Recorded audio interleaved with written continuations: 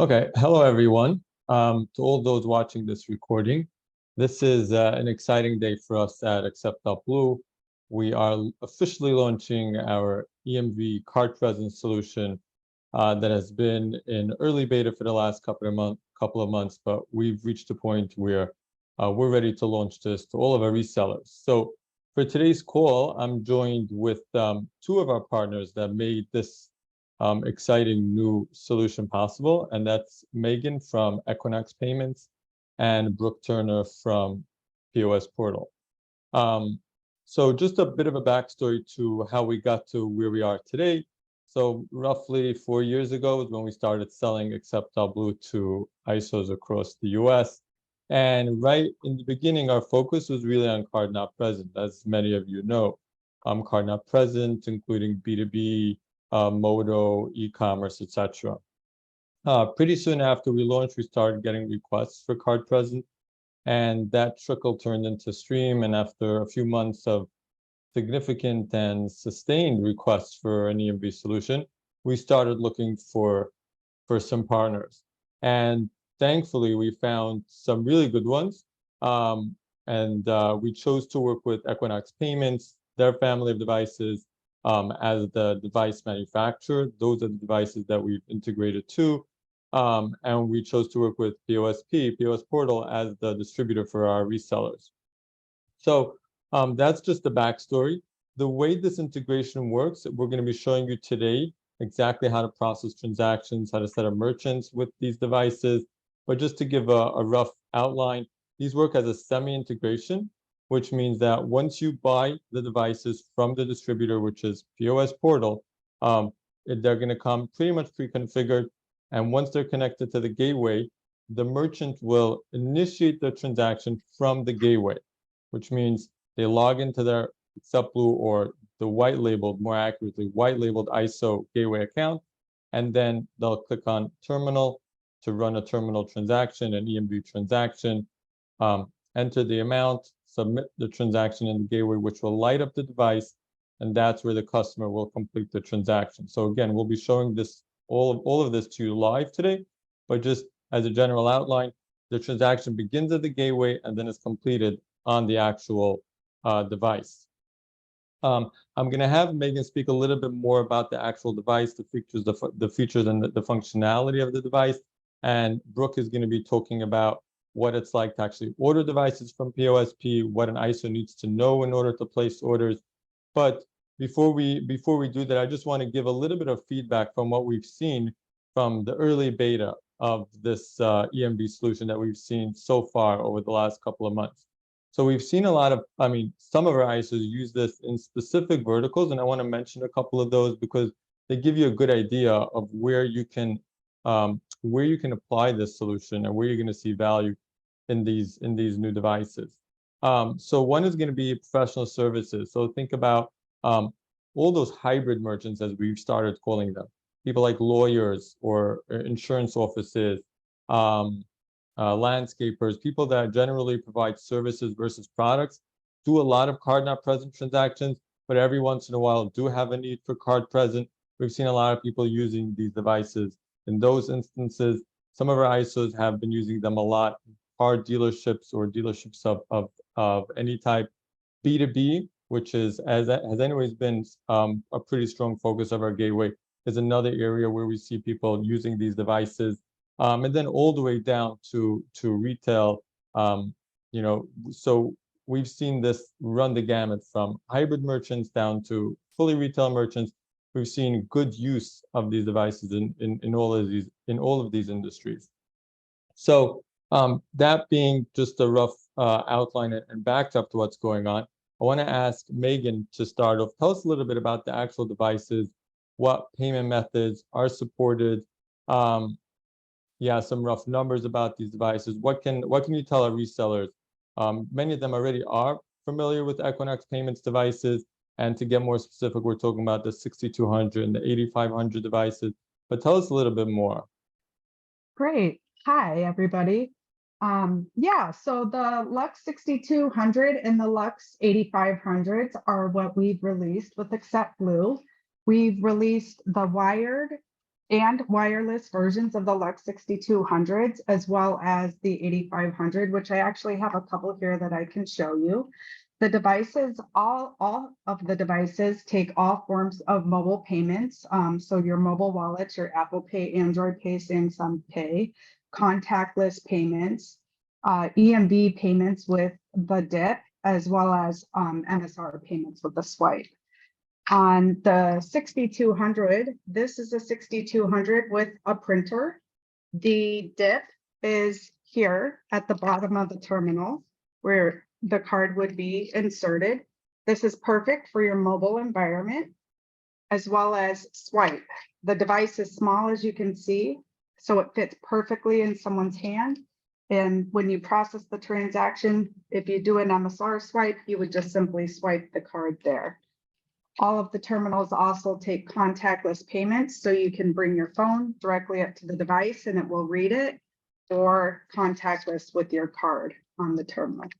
So this is what a 6200 mobile with printer looks like. We also have a wired 6200 that can be mounted in a stand, and this is a straight cable version. On the version of the 6200, as you can see, this one does not have a printer. The cable actually comes out of the back of the terminal if you'd like it to be mounted in the stand, so you don't have this unattractive cable in the way, and it just mounts like this, and this is what your consumer would see. The insert is here and the swipe is here, as I displayed with the printer version.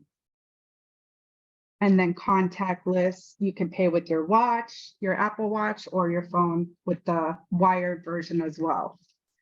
And then we have the Lux 8500. This is going to be more of an always mounted solution. This is a bigger terminal and has a much larger, vibrant display for your customers.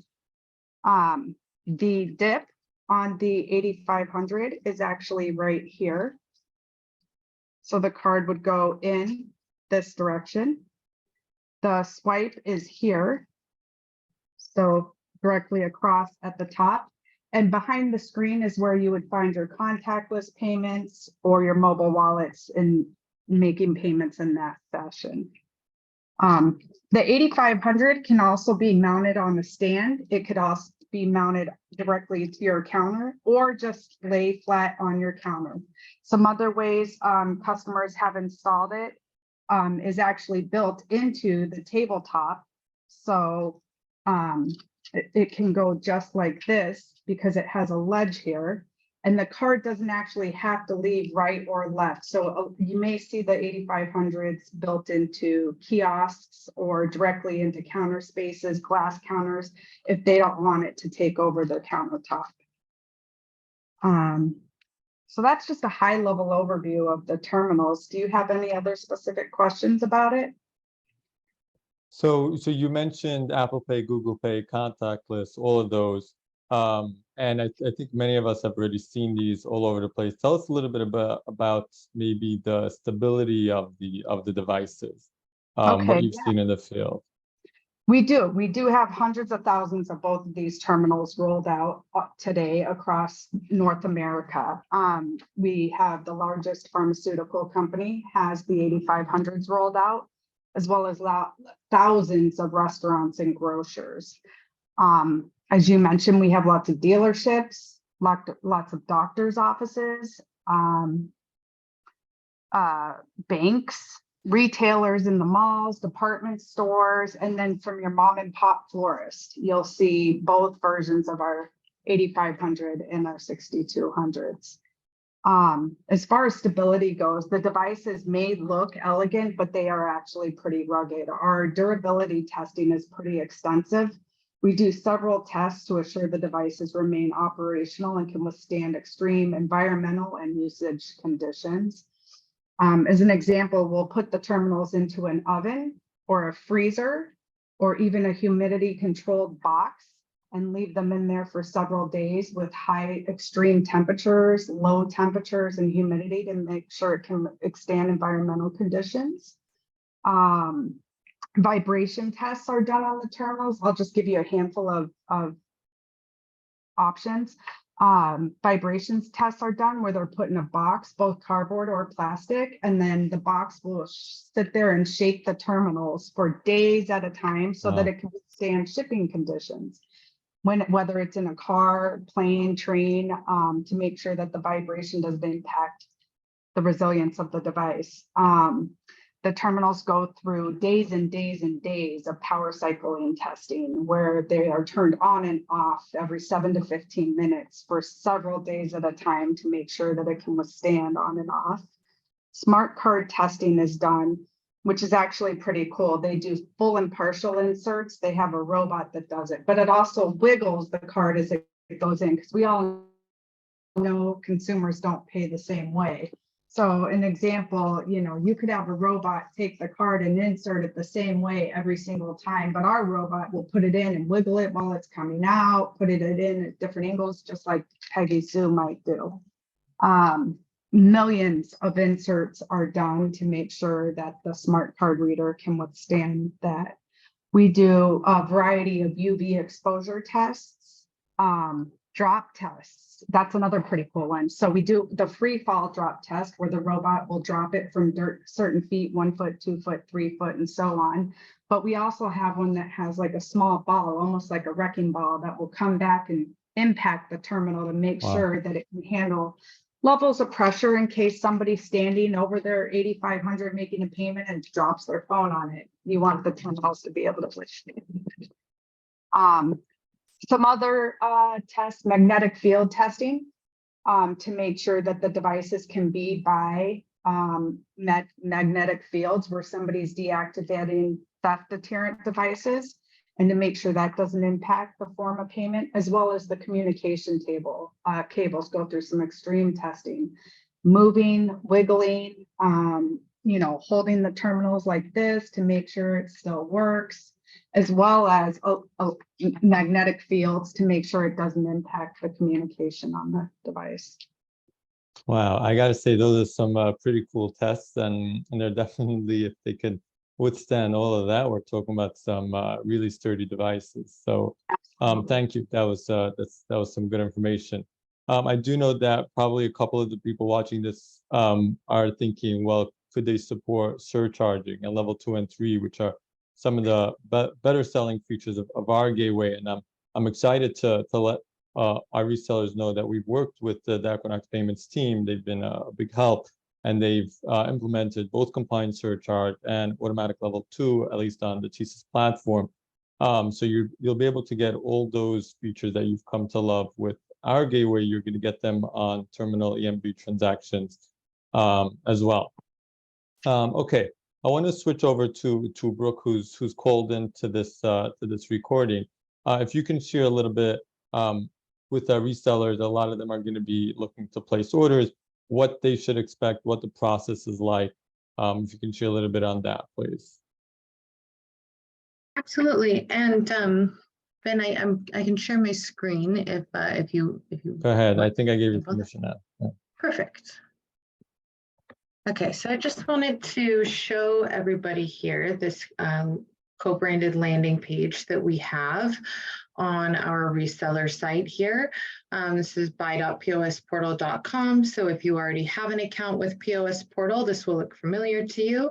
Same login that you used today. And it's /accept.blue for the URL for the landing page, and Ben can share that with all of you. Here we have all of the Equinox devices that accept.blue is supporting today. So we have the 6200 versions. We have the wired with the stand. We have the built-in printer. Here's also a stand here that can support the unit that is configured to work with a stand. So if you need the stand for that one, you can get that right here as well. And then the 8500. So all of the units are available here. If you don't have an account with POS Portal yet, going over here to our login page, you'll just come in here, buy.posportal.com. You'll be able to create an account. It's a very simple setup process. So just name, business, and an address, just some basic info, choose a password. And that's because this site is just for the reseller community. So we do not let merchants onto this site. We want to make sure that that wholesale pricing is protected just for our reseller partners. And so you'll have a login. Once you have an account, you will get contacted from our team just to do a quick basic vetting, just to make sure that you are a reseller. And then once they activate your account, you will have a dedicated account manager. The first time that you're working with that account manager, you'll want to let them know what PIN keys you may need on your account. They can get those added there for you as that one-time initial setup, and those keys will be there for you going forward for you to order. You may have new keys you want to get added down the road, and again, you can work with your account manager on that. Any rollout plans, like for large rollouts, we do have inventory available, ready in stock today. If you have any big projects coming up that we need to plan for, definitely work with your account manager on that. But we're very excited to launch with the accept.blue team. Ben, do you have any other questions for me? No, that's pretty clear. So if I'm a reseller, I go ahead. If I have an account, I'll just go to this URL, which, like you said, I'd be happy to share with all of our resellers. And if I'm new to POSP, it's a simple sign-up process, and then I'll get a call from a rep to just make sure everything's in order, and then I can go ahead and place orders. Seems pretty easy. Absolutely. Thank you, bro. Absolutely. Just to add a bit more. So there's these devices are already, like Brooke showed on that landing page, pre-configured to work with our gateway. So there really is a minimal amount of work that needs to be done once you, as the reseller, get your hands on those devices. Once you do get those devices, don't worry, we'll have a guide that will take you through step by step exactly how to connect them to a specific merchant's account, and we'll be with you every step of the way. The one more thing that I want to show on this recording is an actual transaction, what it looks like from our gateway. I'm going to go ahead and share my screen.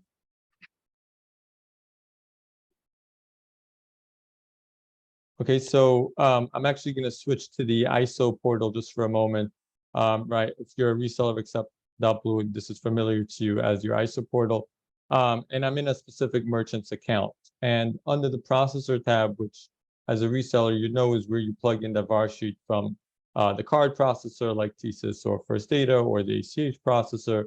At this point, because we now support EMV, you do have the ability to add a terminal processor, which is Equinox. So come to that merchant list, open up that merchant's profile, and under the processor tab, if you scroll a bit down, you'll see a terminal tab. I already have a terminal connected to this merchant's account. So as your guide will instruct you, you're going to enter a terminal ID, a terminal name, which you're going to create because you can have multiple terminals on a single account. So if you do, you might want to give those specific names so the clerk or whoever is running the transactions knows which terminal to use when. You can enter an optional maximum transaction amount, just like you can do for card and ACH, or you can leave it blank. And you have the ability to order bypass PIN to not have the PIN prompted when you're processing with debit as a credit. Once you have that terminal set up and everything's done, you go ahead and you click on Save. And then your merchant in their account on their Process Transaction tab, which I just switched to, will have a terminal tab because they'll now have the ability to process with an EMV as an EMV transaction.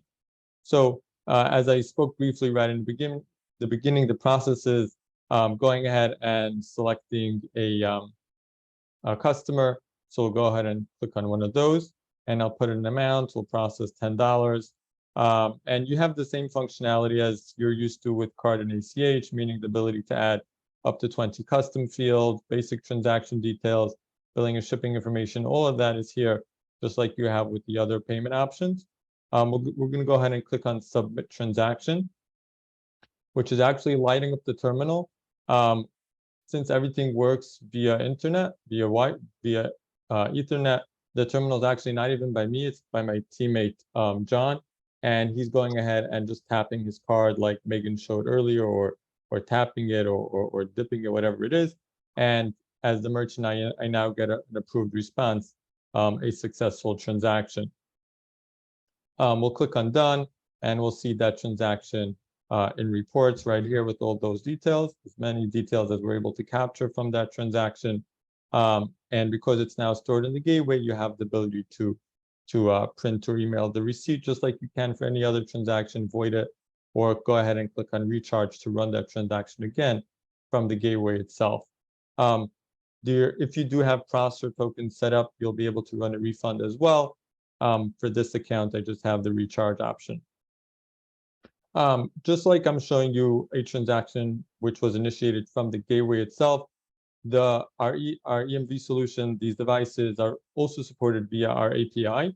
So if you're dealing with ISVs or integrators of any type that are looking to support not only card not present transactions, but EMV card present transactions as well, you can use our EMV solution, which is now included in our API library.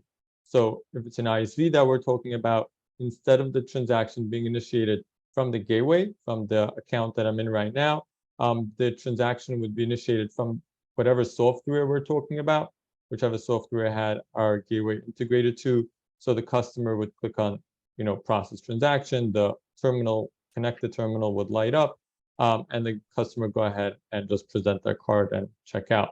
So this is supported again, both via the actual gateway and through the API.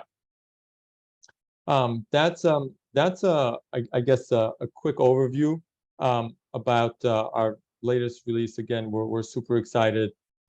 We're very happy with our partners, Equinox, and the devices that they're bringing to the table.